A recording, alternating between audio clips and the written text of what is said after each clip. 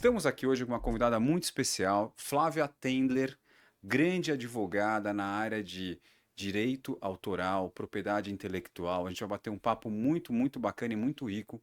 Uma das pessoas que mais hoje no mercado entende isso. Flávia, muito legal te receber aqui hoje. Eu que agradeço o convite. Fico muito feliz, de poder falar sobre um assunto que eu sou apaixonada. Que legal. Então, para começar, conta um pouco para as pessoas o que que é essa história do direito autoral na questão de tem a gravadora, tem a editora, tem a produtora, como é que funciona, né, essa jornada toda, né, hoje para um músico, para um artista, né, para ele, porque tem a intérprete, tem a letra, enfim, conta pra gente um pouco esse ambiente, né, como é que ele é feito e funciona. Tá, bom, aí eu vou, gente, se eu começar a ficar muito com a mão, eu sou conhecida como quase Senhor Miyagi. Não sei quem lembra Ah, de Karate Kid, é, você fica com uma coisa aqui, outra aqui.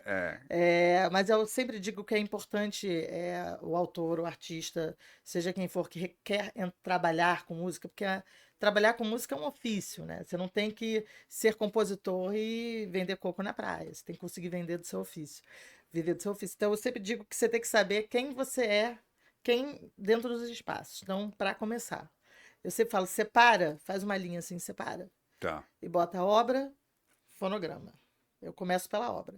A nossa legislação de direito autoral, ela é de direitos autorais e direitos conexos. Então, eu já vou começar pela obra e eu já explico. Tá, então A já separa aí. O joio do trigo é separado aí no começo. No começo, Tá, de obra e cara. fonograma. Tá, E aí, a obra, ela nasce pela composição. tá, Seja letra, seja melodia, seja litero musical, que é letra e melodia ao mesmo tempo. tá. Pode ter diversos autores, pode ter um autor só. É, funciona de diversas formas. Então, a obra nasce com o autor, tá? Ela é uma. Na legislação tem uma definição que eu adoro, mas que agora eu nunca vou lembrar. Que o autor é. A composição ela vem do espírito do autor. Tá, Espírito em termos. Vamos pensar em termos intelecto, não espírito alma, tá? tá. Do intelecto. Então, ela nasce a partir do momento em que um autor, uma autora, um compositor, ele consegue expressar o que está no seu intelecto para um Uhum, papel. Porque ele ok. tem que ser expresso. Não adianta você dizer eu conheço essa música, está só na sua cabeça. Tá, Então tem que ser expresso. A partir do momento que você bota no papel, ou que você grava um áudio com a melodia, com a obra, ou de alguma forma expressa, nasce a obra. Ela é a base de todo o direito autoral, a base de tudo. Nada existe sem a obra. tá. Porque a obra, alguém teve que compor, escrever. Então você diz a melodia assim, não adianta ele ir lá e só tocar e tirar o som. Ele tem que botar aquilo em forma de partitura mesmo. Não necessariamente partitura. Não Hoje em dia precisa as ser. pessoas gravam no celular. Tá, Pode ser uma linha, blá, blá, blá, ou pode ser até cantando, blá, blá, blá, blá, blá, blá. Assim, entendi. tem que só, de Não precisa alguma nem forma. escrever a melodia? Pode gravar já a música cantando, aquilo já configura como uma obra autoral? Sim, já configura. Já Interessante. configura. Que aí seja só a melodia, ou você pode pensar numa letra ou fazer junto. Tá, Hoje em dia, com tecnologia, as coisas estão nascendo em momento, quase que no mesmo momento. Mas primeiro existe a composição. sim, Que seja letra, melodia, seja uma coisa, depende do que é a obra. tá, E aí o dono de quem começa o direito, a base do direito autoral é o autor, é o compositor. Gente, vamos lá, autora, compositora. Ela nasce aqui. tá, A partir desse momento, o direito autoral, que é um direito declaratório, a obra já nasce protegida. Você não tem a obrigatoriedade de registrar, você não tem nada que fazer, é um direito declaratório. Aí uhum, cabe ao autor decidir o que fazer com a obra, que é o seu bem. Isso é uma propriedade, é um bem. Ele pode gerenciar a sua obra sozinha e buscar gravadoras, intérpretes, alguém para gravar, ou ele pode fazer um contrato de licenciamento, de cessão, seja o que for, que a gente chama de contrato de edição, que é um contrato onde entra a segunda figura, a editora musical, tá. que é uma empresa que Então, vai primeiro, administrar a primeiro obra. o autor com a obra. Aí o segundo passo ele vai para editora. Editora, Nem se chegou ele na quiser. gravadora ainda. Nem chegou na gravadora ainda. Tá, Que é isso que eu tô falando. Agora eu tô falando só do autor. A sim, gravadora você deixa aqui paradinha por enquanto, a gente está falando do autor. ok. Então, ele tem essa cadeia. Ao mesmo tempo, ele tem que se filiar a alguma sociedade de gestão coletiva, que é em paralelo, para poder receber os direitos de execução pública. O que seria isso? Uma biblioteca nacional? Não, é Um alguma ECAD? associação. O ECAD. O ECAD é um. Browns, como chama? Abramos, Abramos, é isso. exatamente. Abramos é uma sociedade. Tá. Abramos de- a sociedade mundial? Abramos é nacional, mas tem Abramos, tem o BC, tem diversas, tá?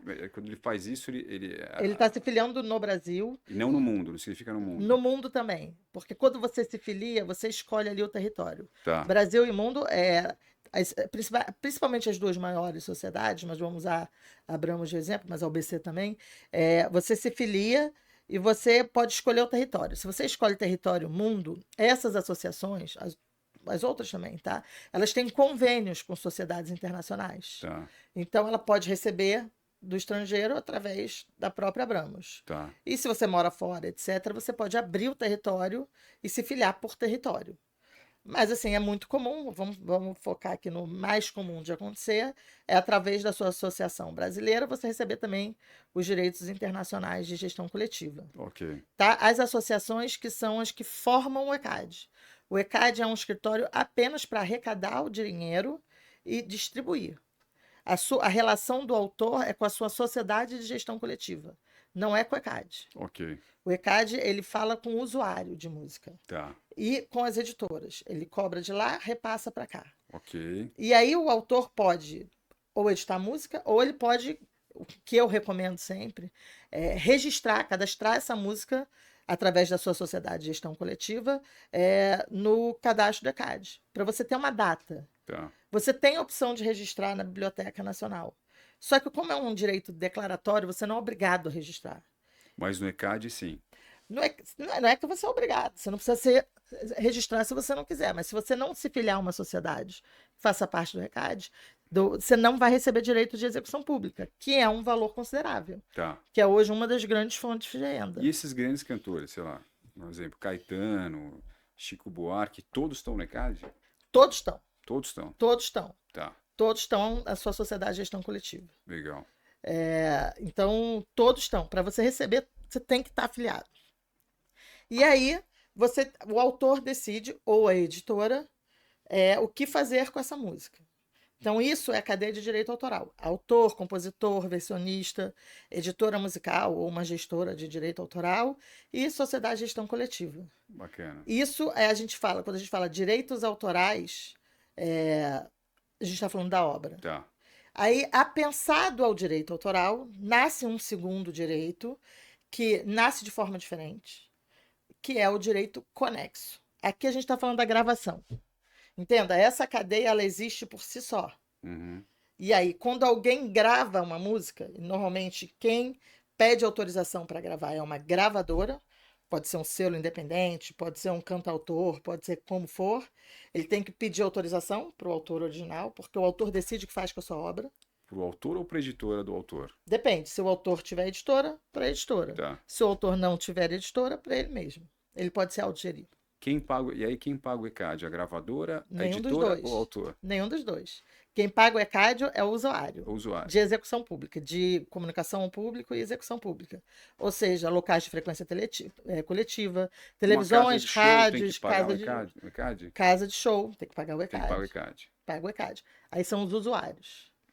Aqui a gente não está falando. Mesmo se ele for cantar num barzinho lá com o banquinho, com o violão, ele tem que pagar o ECAD. O bar tem que pagar. O bar tem que pagar. Não é o artista. Isso é que muita gente confunde. Quem tem que pagar é o local. Tá. Não é o artista. O artista. E como é que ele mede o valor que tem que pagar? Eu dou um exemplo. Uma coisa é o artista cantar no Allianz Parque, Sim. né, uma arena grande de show. Uma coisa é ele cantar no botequim da esquina. Como é que tem esse valor? É uma tabela? Tem. O ECAD tem, até hoje, até no site do ECAD, porque hoje é super auditado e sempre tem que ser. E eu digo, o ECAD não é um monstro. Quando a gente para entender o direito autoral, o ECAD está a favor da cadeia aqui. Ele está fazendo o autor receber seu dinheiro. Uhum. Então, eles têm métricas, depende do tamanho, depende do alcance. Óbvio que um boteco não vai pagar a mesma coisa que um show. E para fazer o autor receber, depende. Se for música ao vivo, só está falando da obra. Se for uma gravação, musiquinha ambiente, é outro tipo de pagamento. Tá. Aí você depende de como você está fazendo. Mas aí é um problema entre o local que usa música e o ECAD. Tá. É isso, o CAD é o Escritório Central de Arrecadação e Distribuição. Ele apenas arrecada de quem usa, Uhum. repassa para a associação, que vai pagar os seus autores e os intérpretes, etc. Entendido. Aí voltando à gravadora, vamos É. lá. Então aqui estão os direitos autorais, tá? Ok. Eles não deixam de existir, a obra está aqui, continua. Aí nasce o segundo direito, que a gente chama de direitos conexos. Porque ele não existe por si só. Ele tem que ter uma obra que dê start a isso. Ou nos Estados Unidos, em inglês, a gente fala neighboring rights, que são os direitos vizinhos. Uhum. Aí depende que aí, quando fala de território, é um pouco mais complicado. Aqui nasce com a produtora fonográfica. Tá. Ou seja, aqui o autor, um detalhe, o autor só pode ser pessoa física. Aí, quando a gente discute com inteligência artificial, a gente já pensa nisso. Só pode ser uma pessoa física.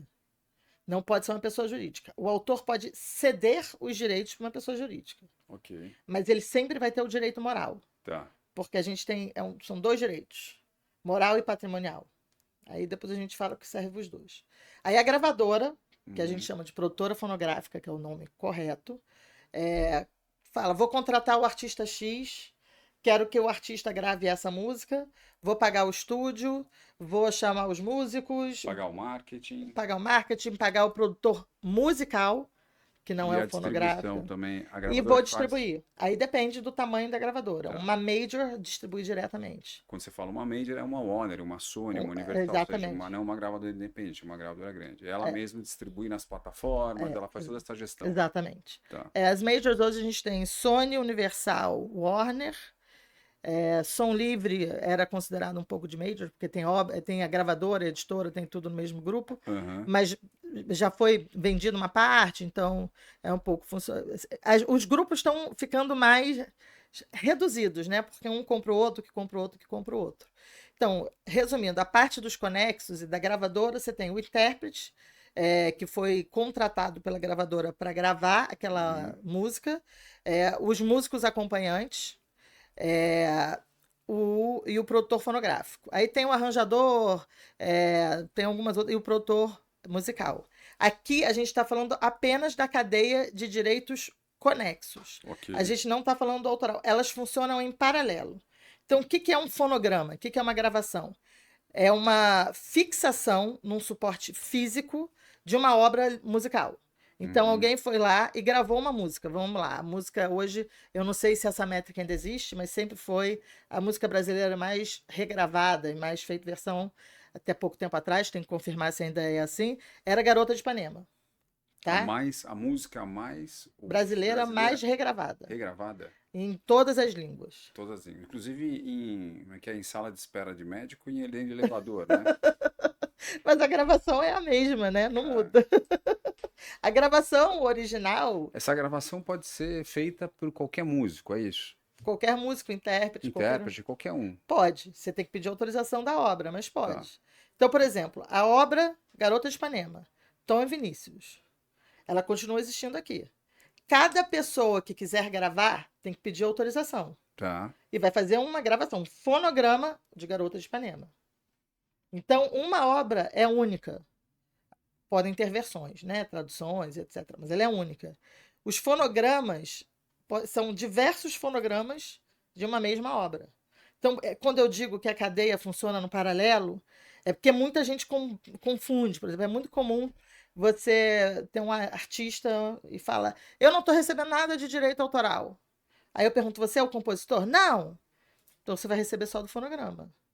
Um caso interessante: shows. O pagamento do ECAD, se não tem gravação ou playback ou alguma coisa assim, vai todo para a obra.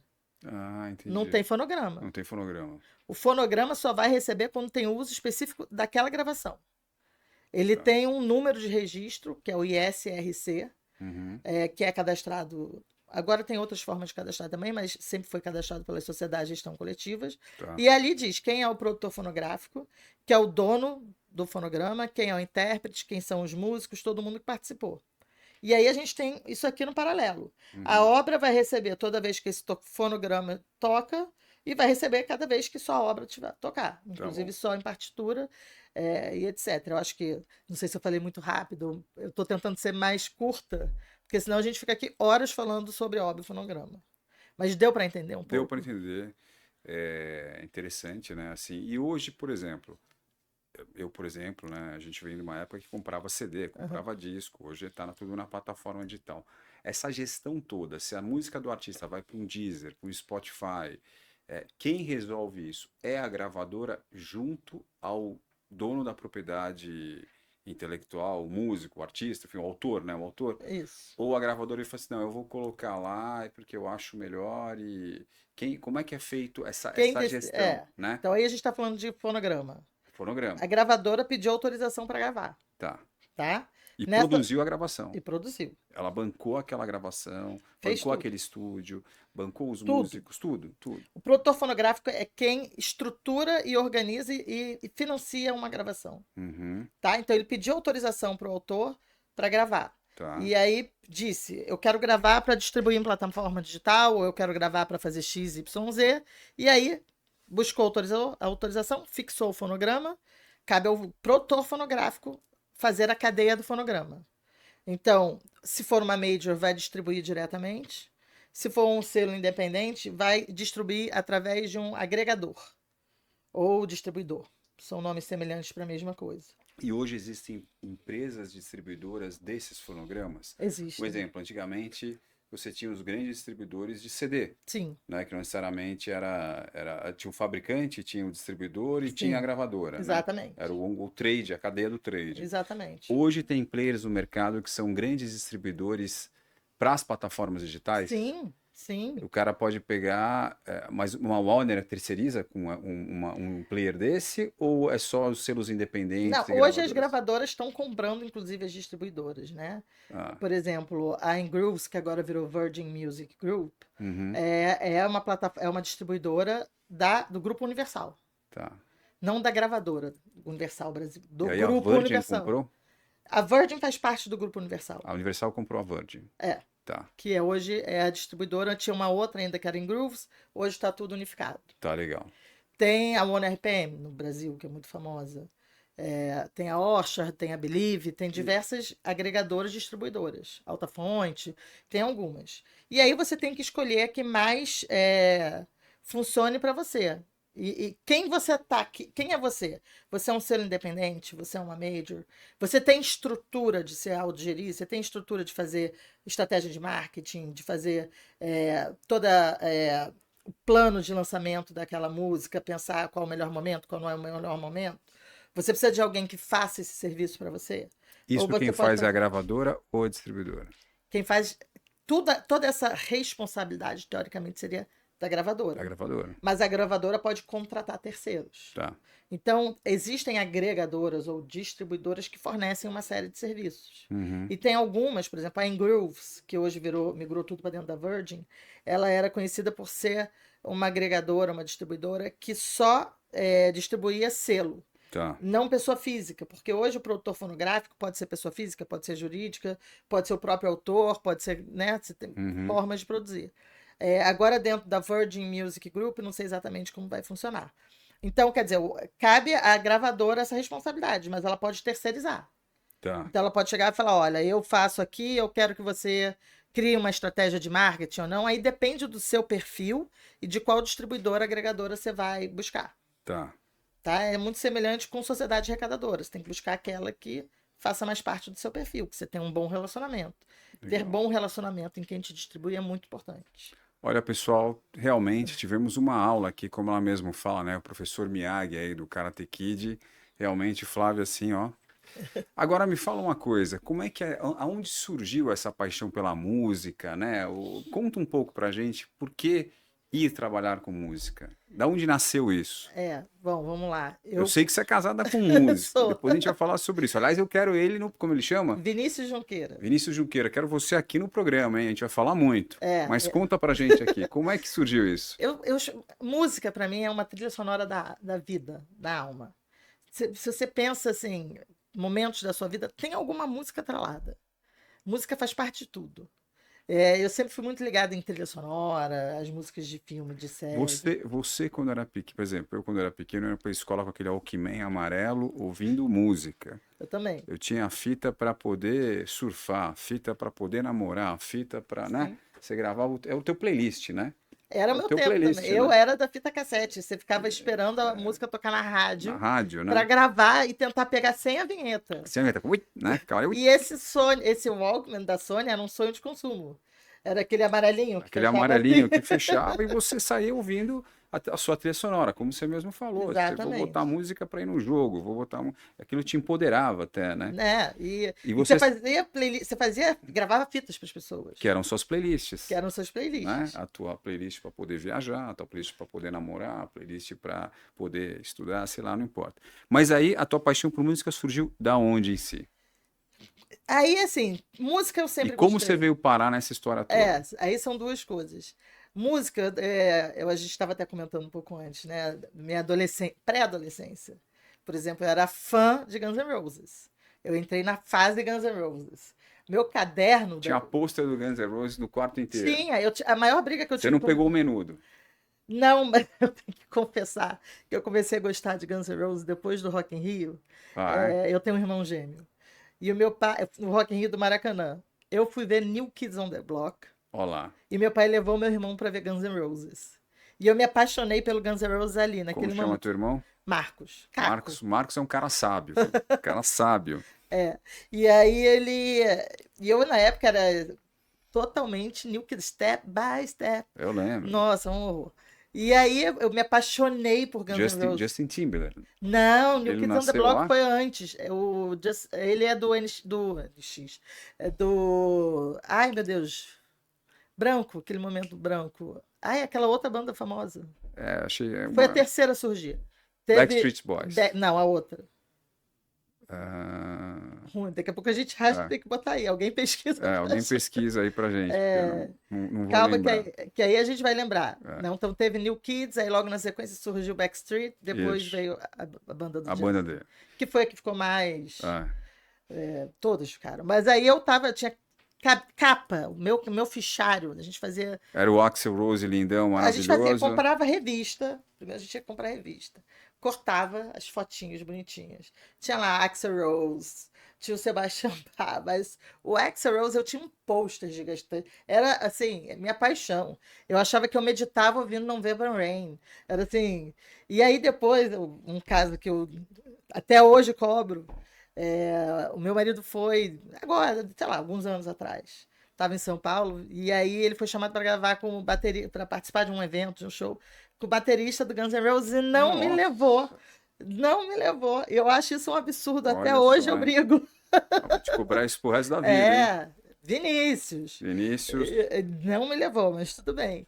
Eu sempre gostei de música. tá. Eu estava para me formar, quando eu estava para me formar, eu estava na dúvida ainda entre propriedade intelectual, patente, marca, etc., e direito autoral. O direito autoral surgiu. Eu tenho um tio cineasta, Que legal. e aí eu já tinha interesse um pouco sobre a parte intelectual. Minha mãe tem uma patente, eu estava na dúvida se eu ia para patente, estava naquela dúvida. E aí no último ano eu comecei a me interessar muito por direito autoral, focado mais em música, Tá. em entretenimento, uma coisa mais assim. E aí eu tive a oportunidade de trabalhar, de estagiar, eu já estava no fim da faculdade, sim, entrei no final mesmo da faculdade, na Copyrights Consultoria, com a doutora Silvia Gandaman, que é minha Nossa. tutora até hoje. Clássico. Porque ela Você é caiu na mais top do mais assunto. top. E Cuidava ela, de Tom Jobim, Baden ela criou Powell, as editoras, Vinícius, né? Carlos Lira, todos esses caras, né? Não, ela criou as editoras do Baden, eu acho que administra, não sei se estava administrando ainda, do Tom, Que do legal. Vinícius, e também tinham diversos outros autores e artistas. Quando eu me formei, eu fui efetivada, né? Na época, o Pedro Mariano era cliente do escritório, e eu fiquei responsável por cuidar da parte do Pedro, da Elis Regina. Nossa, que Foi esse responsa, hein? Então responsa. você já foi parar no melhor escritório e ainda teve que cuidar Sim. de umas melhores contas do escritório. A doutora Silvia, eu digo que ela me ensinou a base e me deu forças para buscar, assim, para crescer. Eu sou eternamente grata a ela. Até hoje, volta e meia, eu ainda falo, doutora Silva, o que você achou daquilo? Às vezes eu quero polemizar, eu penso, meu Deus, será que eu polemizo, não polemizo? Mas, assim, foi minha grande escola. Que legal. Tiveram outras pessoas super importantes, mas, assim, sou eternamente grata. E ali eu aprendi a fazer gestão, em Tá. tudo. Porque eu tinha que saber, eu fazia o jurídico, a Copyrights Consultoria, ela vai até a parte de extrajudicial. Aí eu vou abusar você mais do teu lado, Mr. Miyagi, de novo. Fala pra turma o que que é o copyright em si, né? Vamos lá, aí tem a diferença, eu sempre falo, né? Tem a diferença de direito autoral e copyright. O sistema copyright é um sistema que veio de origem anglo-saxã, Tá. onde a grande preocupação é direito de cópia, que a gente chama. É como fazer aquela obra render. Tá? Então é o direito que hoje tem Inglaterra, Estados Unidos é um grande exemplo de copyright. Uhum. Tá? Não tem tanta força como direitos morais, algumas coisas assim. E o direito autoral, que a gente chama de copyright, vem do sistema é, francês. Eu não vou falar aqui como que se fala, porque eu não sei falar francês. Tá. E aí ele tem uma característica. O direito autoral no Brasil é a base de toda a regulamentação que existe dentro de propriedade intelectual Uhum. para autores e direitos conexos. E aí também entra cinema, um diretor de cinema, pintura e etc e tal. Mas o direito autoral são as regulações que cuidam dos direitos de autores e intérpretes, Tá. direitos conexos e autorais no Brasil. Tem uma diferença, porque aqui quem é protegido é o titular. Então, quem é protegido é o autor, são as pessoas, os titulares, tá? E Uhum. tem um direito moral fortíssimo, Tá. que mesmo quando eu tenho uma sessão patrimonial, ele continua. Então, eu sempre separo. Mas o copyright, como a gente chama, é o direito autoral brasileiro, é o que regula a parte de. Estou falando de música, das obras, dos fonogramas e de como funciona a cadeia. Tá. Bom, interessante. E aí você, desse escritório, eu sei que você foi também uma época trabalhar no IG, né? E você É, pegou todo também o começo, o pré-streaming, digamos assim, né? peguei. Era ali que tinha já Napster, já tinha acontecido, mas o Spotify não existia. Começou já aquele movimento da Pirate Bay, onde as pessoas já começaram já a Sim, piratear a música e o controle disso começou a ficar muito difícil, né? sim. Conta pra gente como é que foi essa tua Essa experiência. passagem, essa Nossa, mas eu estou experiência, denunciando muito a minha idade né? aqui. Não, imagina. É, Porque isso foi em 2007. Eu vim para São Paulo para montar a loja de música do IG, Musig. tá, Musig. Musig, minha grande paixão. Até hoje eu sou apaixonada por esse trabalho, mesmo, assim, é uma grande realização. Eu saí do jurídico e vim para a área de negócios Tá. e tive que fechar todos os contratos com todas as gravadoras, com todas as editoras, para Uhum, poder ter os direitos das gravações e das obras. tá. Quando a gente fala quando a gente já fala de plataforma digital, a cadeia inicia sempre com a gravação, porque você tem que subir a gravação e pedir o direito para o autor Tá. para poder distribuir. É um direito diferente da fixação. Então, e eu vou falar uma coisa: o Musig, é, a gente tinha um plano de assinatura que tinha streaming, Já tinha o streaming. já tinha Sim, porque a streaming. streaming é uma E, plataforma, né? e Enfim. tinha o que a gente chamava na época o download temporário, o Tether Download, que era com a segurança do DRM da Microsoft, que era você poder ouvir offline aquelas músicas. Já E existia. toda a parte de propriedade intelectual, de direito da música, de tudo isso, você estava ali capitaneando também, para a cadeia ser Eu que fiz isso remunerada como tudo, um todo, né? Porque remunerada se como um todo. passava no IG Music, tinha que remunerar lá a editora, a gravadora, como você Sim, mesmo explicou toda essa cadeia. exatamente. E eu tive que criar as regras na época. Isso é uma coisa que eu sempre dou uma alfinetada. É Hum, uma plataforma brasileira que a gente lançou em 2007. Tinha concorrência com Terra, com Sonora, tinha com UOL, alguns outros. Já nasceu preocupada com os direitos autorais. Não à toa colocaram uma especialista em direito autoral para cuidar dessa loja. E a gente, quando eu criei, a gente estruturou junto com os departamentos todos, né? Óbvio, o jurídico chancelava, a parte de tecnologia, TI, que criava toda a plataforma. A gente já se preocupou em ter os relatórios de pagamento. E a que gente legal. tinha. Então a gente usava a obra, Pô, você estava usava a montando, música. quase estava montando um Spotify ali, né? Só faltou o Daniel Ek ali com aquela coisa da velocidade que é fantástico que ele Mas tem, ele mas você já começou estava ali, pirateando, né? O é, meu era tudo o teu era legalizado. legalizado. Tudo 100% legalizado. Eu não Que deixava subir nada legal, sem que autorização. bacana, hein? Eu não deixava. A única abertura que eu dava mais para facilitar, porque eu era cobrada por causa do Sonora, que eu criei uma barreira, uma obra para subir, para ser autorizada, para o fonograma poder estar liberado, tinha que ter pelo menos 51% Tá. autorizado. Porque aí tem uma teoria que na verdade não é uma teoria, tá na lei, um autor não pode prejudicar o outro. Tá. Então, quando a gente tinha 51%, a gente já tinha mais da maioria, eu deixava liberar e a gente pagava. E Uhum. prestava contas. Tá. E, por exemplo, o Spotify e as plataformas digitais, elas não têm sistema próprio para prestar contas. É preciso de um Ah, intermediário para ler os relatórios e pagar os direitos dos autores. tá. Então, alô, Spotify. Isso já existia em 2007 numa plataforma brasileira. Flávia percursor, hein, Daniel Eck? Aqui, ó. Aqui. E aí, de IG, você foi para SBT, você estava vendo ali, você tem você acabou indo para... É, Conta pra gente como é eu que fui foi para a isso. UBC, que é uma Tá. sociedade de gestão coletiva, uma sociedade dessas que fazem parte do ECAD. Fui gerente da filial de São Paulo, fortaleci muito a filial de São Paulo, até que eu tive a oportunidade de voltar para o Rio. Uhum. Carioca sempre pensa numa forma de voltar para o Rio. E aí eu fui assessora da diretoria. E fiquei muito tempo na UBC. Eu fiquei de 2008 a 2015, 16, não lembro. Fiquei bastante tempo. E ali é onde eu aprendi muito sobre execução pública, sobre muitas coisas práticas também, né? Porque no final eu comecei trabalhando a parte do autor, então comecei com a gestora de direito autoral, com a editora musical, com a parte da doutora Silvia. Fui Uhum. para o lado da plataforma e tive que entender todo o mecanismo de sistemas e de tecnologia e negociar as obras e fonogramas. Tá. Depois eu fui para a gestão coletiva. Então, quer dizer, eu fui para 3 áreas diferentes dentro da música Tá. e complementares. Quando eu saí da UBC, eu abri meu escritório Uhum. de consultoria próprio. Que é a história que você tem hoje. Eu tenho até hoje, Uhum. mas hoje eu tô só no projeto do Nas Nuvens. Tá. Hoje o meu escritório está de lado. Você quer falar um pouco dos Nas Nuvens? O O que que Nas seria os Nas Nuvens, Nuvens? posso falar, eu sou diretora jurídica e de Tá. Business Affairs do Nas Nuvens. É um grande escritório de música. Tá.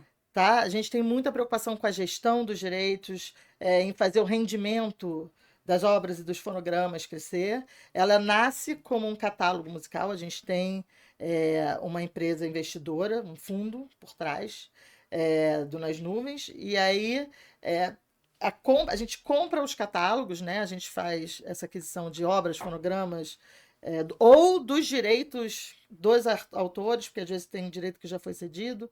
Então, quando a gente não consegue comprar o direito, a gente compra os rendimentos Uhum. e gere para que cresça o rendimento, né? É um trabalho incrível. Hoje foi anunciado recentemente a compra de uma parte do Nas Nuvens pela Primary Wave, que é uma empresa de catálogos gigantesca que tem Elvis, Whitney Houston. Que legal. Mas aqui no Brasil a gente não fica para trás. A gente tem Arlindo Cruz, que eu sou apaixonada, Lô, Babi. Babi, mulher do Arlindo, primeira porta-bandeira do Brasil. Um abraço para você, Babi. Arlindinho, Exatamente, ó. o pessoal lá do Recreio, do Rio. Olha, conhece bem. Conheço. Tem outros, tem Carlinhos Brown, tem Vanessa da Mata, tem diversos compositores. Mas assim, eu falo mais por alto. Hoje é onde eu me dedico. Eu Tá. não tenho tempo para mais nada, é um trabalho grande, mas é desafiador. É muito interessante. E aí é muito interessante porque, como eu já tive todas essas experiências em tudo quanto é lado, eu Uhum. consigo do lado de cá ver um todo. E eu sou muito autoralista, eu sou pró-autor.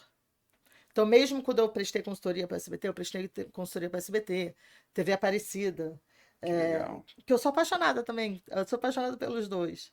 É, a gente era um lado de produtora audiovisual e televisão, mas o meu foco era mais as editoras delas, né? Tá. Criar os próprios catálogos. Então, Nas Nuvens, como eu tive essa experiência 360, eu consigo aplicar tudo ali.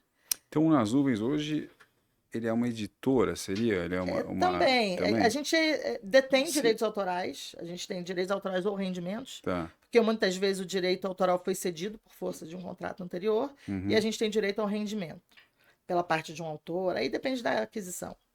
É, E a gente faz toda essa gestão. Tá. Mas a gente também está aos poucos transformando um pouco em editora musical. A gente teve um fonograma que a gente fez com um catálogo nosso do Marcelo Tchacabum, que viralizou, que foi o Tubarão Te Amo.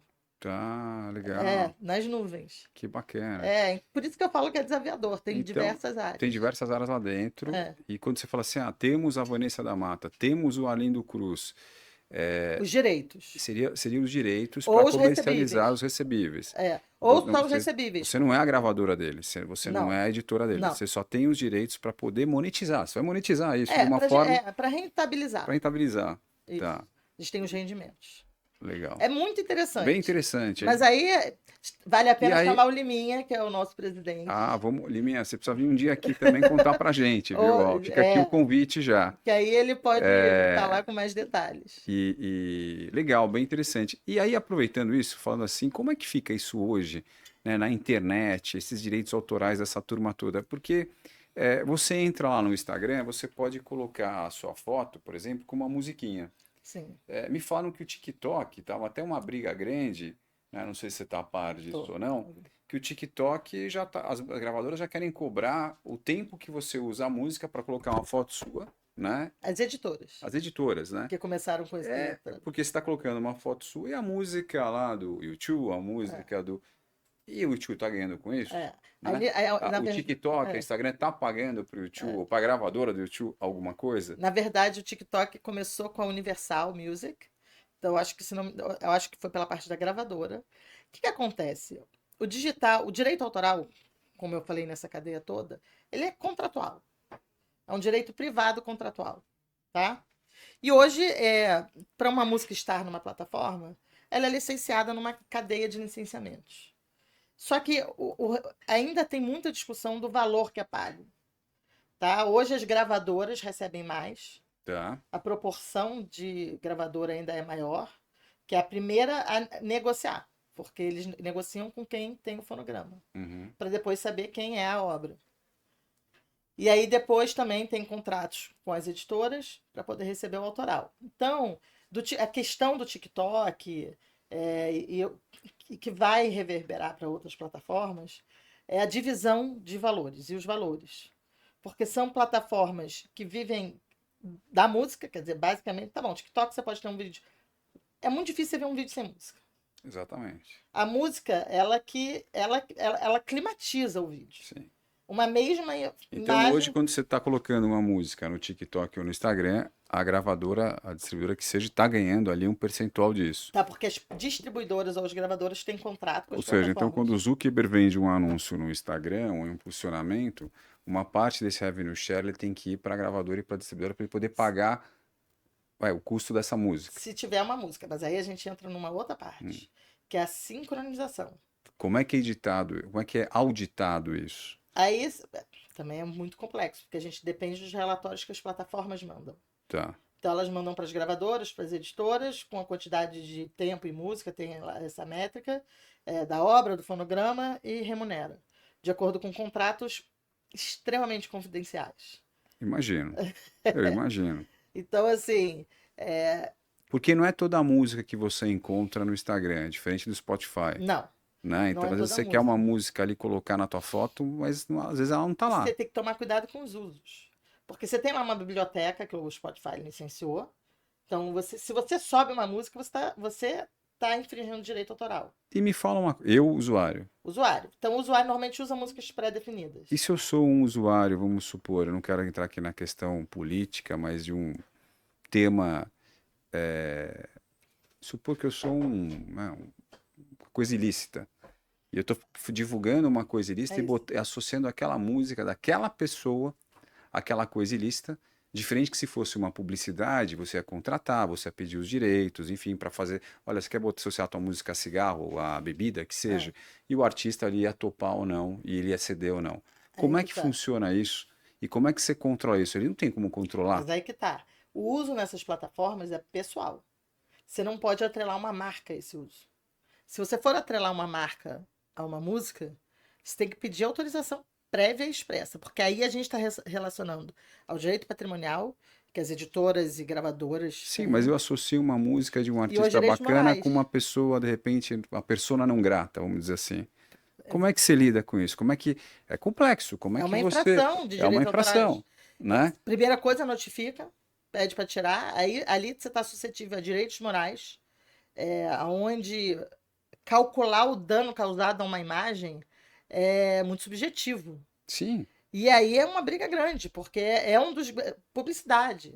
Agora, a questão das paródias, até que ponto podia usar ou não. Publicidade, álcool, cigarro, são temas sensíveis, né? sim. Eu sempre digo, eu sou judia. Se eu fosse compositora e usassem uma música minha em qualquer filme que fosse é, falar, ter um ponto de vista a favor do nazismo, eu caberia direitos morais, assim, difíceis de calcular. Exato. Porque a música. E a gente está falando de direito moral. A primeira coisa que você faz é notifica para a plataforma derrubar aquele uso, para não ter um prejuízo continuado. E aí tem alguém da indústria, da gravadora ou da major que seja que é responsável por isso e está controlando isso hoje. Aí você tem, tô falando, aí você tem que ter controle por duas partes, né? Se foi uma música gravada, um fonograma pré-existente, a gravadora e a editora tem que cuidar disso, ficar de olho, prestar atenção e derrubar. Hoje existem ferramentas tipo Content ID e ferramentas tecnológicas que identificam uma música e, se não é autorizada, já faz o claim ou o takedown. Teoricamente, elas têm que fazer isso. Tá. Não é muito assim. Aí a gente está falando de um universo de milhões. Hoje em dia, os lançamentos antigamente que eram estruturados, organizados. Hoje você tem lançamentos diários. Toda hora está subindo música nova na plataforma. É, Até que ponto as e gravadoras e qualquer, editoras olha que legal, conseguem? qualquer pessoa pode fazer a sua pré-campanha, Né? a sua imagem com uma música do YouTube e o Bonovox não está ganhando nada É. com isso, Se né? tem direito, se for publicidade, não forem as músicas pré-licenciadas, tem um problema sério e vai ter uma discussão grande. Entendi. Vão derrubar o conteúdo e vai ter notificação extrajudicial chegando a via judicial, dependendo do caso. Que loucura. Então eu acho que vai acontecer muita coisa ainda aí nesse É, meio. é que aí depende se realmente causa um dano ou se é mais fácil negociar para receber o valor. Entendi. E a questão, como é que você vê isso hoje, essa questão hoje de blockchain, de NFT, enfim, essas coisas que vieram aí para o mundo novo, como até, né, ser um código ali inviolável, insafrável, único daquela autoria. Como você vê isso no mundo musical? A gente está vendo isso muito no mundo da arte, né, e é uma coisa ainda que é nova, mas a gente vê que é um mercado aí que tem um dinheiro aí, um novo dinheiro, né, digamos assim. Sim. E com relação à música, você acha que isso pode dar samba? Como é que você vê? Blockchain depende muito da cadeia de direitos autorais, porque os donos dos direitos têm que permitir o acesso às informações, porque você vai criando, né, o sistema de cadeia de proteção. E aí depende muito, porque muitas vezes os donos, os titulares, não querem liberar certas informações. Então, por isso que hoje em dia a gente não vê muito na prática blockchain. Eu acho que é uma coisa que vai passar a ter mais. Não sei, vamos ver. NFT, eu acho que em relação à música, ela diz muito mais sobre a experiência Sim. do fã do Uhum. que ouvir a música em si. Porque um artista, é muito difícil ele subir um áudio num NFT, vender só no NFT, que não esteja numa plataforma. Porque hoje em dia você tem que estar em todas as plataformas. Você tem que estar no YouTube, para a música ser ouvida e para você ter rendimento.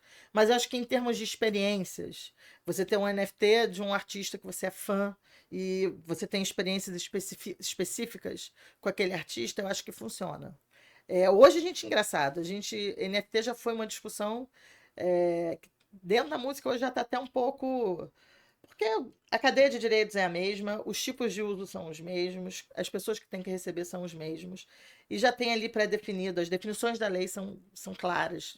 Se tem reprodução, se não tem. O que eu vejo é que a gente chama de fan token, né? Que assim, É, que ele é cunhado, né, para atender, pra ser comprado, né, por, sei lá, um número de 30 pessoas. sim. E só 30 pessoas teria aquela música, o direito daquela Ah, música.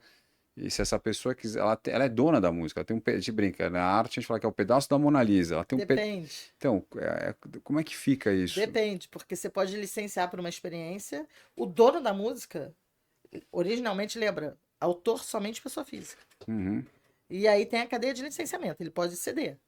Pode ceder para Nas Nuvens, pode ceder para uma editora, pode ceder para quem ele quiser. Mas ele vai continuar sendo dono da música. tá. A não ser que tenham investidores. Tinha uma época um NFT onde você podia investir numa música e aí você entrava na cadeia de recebimentos, de royalties. Pode funcionar. A mesma coisa o fonograma. Mas assim, o que eu vejo mais mesmo são experiências. Tá. As pessoas acham que assim, eu vou comprar essa música, vou ser dono dessa música. Não é bem assim. Às vezes, quando é comprar, é uma autorização, é uma licença. Comprar uma música é mais. Envolve muita coisa, não Envolve é mais igual coisa. comprar uma obra de arte. Não é igual. Porque a obra de arte Quando tem você dois compra a obra direitos. de arte, ela fica sua. Você tem dois direitos. O patrimonial sobre aquela obra, Tá. você tem a tela na sua casa. Você tem aquela propriedade. Você vende, você não vende. Ela é Tem tua, uma não é mais do discussão. Picasso, ela é tua. Agora, tem o direito autoral. O direito autoral é a imagem. Então, e o nome, né? Então, se alguém quer replicar aquela imagem Uma camiseta e em vender. camiseta, né? Você tem, ali a autorização não é para o proprietário da tela, é para o titular dos direitos autorais. Então, você tem duas cadeias. Na obra de arte é separado. Na música, você não. Antigamente a gente tinha a propriedade do CD, do LP, da fita.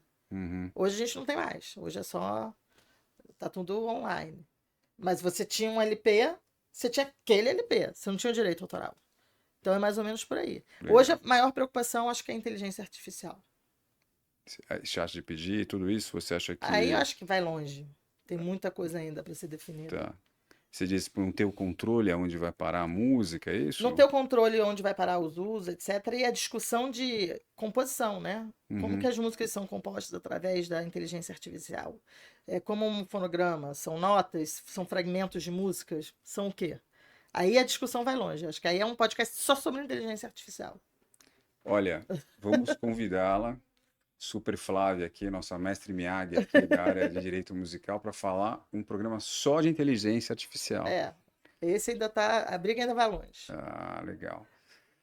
Flávia, assim, obrigado aí. A gente teve uma aula aqui, né? Assim, acho que hoje, nesse mundo novo, né? E a música que eu, por exemplo, venho dessa época do vinil, da época do CD, e agora no streaming, né? A gente vê que foi uma mudança violenta. Conheço muitos amigos que até quebraram, né? Selos musicais, gravadoras independentes, não conseguiram segurar a onda, né? Ao mesmo tempo, o show voltou, né? Com força. Ele voltou com uma força grande aí, né? E com ticket médio caro também, né? Muito caro. Os Isso shows é uma ficaram muito outra caros, né? discussão até. E essa receita só, ela vai para a editora do Vai show? pro show, Não vai para gravadora, não vai para gravadora, vai pro autor. vai para o autor. Através da editora ou Da não. editora direto. ou não. Se ele E tiver aí o direito. rendimento, aí o uso do show é execução pública. Ah, Por isso tá. que tem que estar Aí, filiado em ao alguma ECAD. sociedade do ECAD. ECAD. Então, você músico, você aí que tá, não esqueça do ECAD. O ECAD tá aí para ajudar você. Como muita gente acha que às vezes o ECAD é um monstro, né? Demonizam. O Porque ECAD não. ele chega nos lugares cobrando e pergunta e tal, e tá lá defendendo os direitos do artista, o que é muito legal. Eles dependem desse direito, porque o ECAD tem que cada vez brigar mais.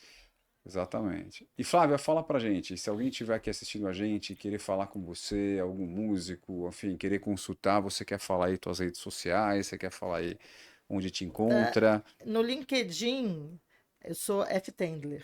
F Tender. Ou Flávia Tendler, eu acho que me acha. Tá. No LinkedIn, no LinkedIn, Instagram, eu tô nos dois. Eu sou F. Tendler ou Flávia Tendler, vai ser fácil me achar. Legal. Eu uso F. Tendler para tudo. Bacana. Pessoal, obrigado mais uma vez. Flávia, obrigado aí. Imagina, eu que Te agradeço. aguardamos na próxima para falar só de inteligência Espero artificial. que tenha sido suficiente. Nossa, impressionante aqui. Tô aqui, tive uma aula aqui que, pô, não tem preço, né? Espero que vocês curtam também. Obrigado mais uma vez, gente, e até a próxima aí, Acelera Music. Tchau.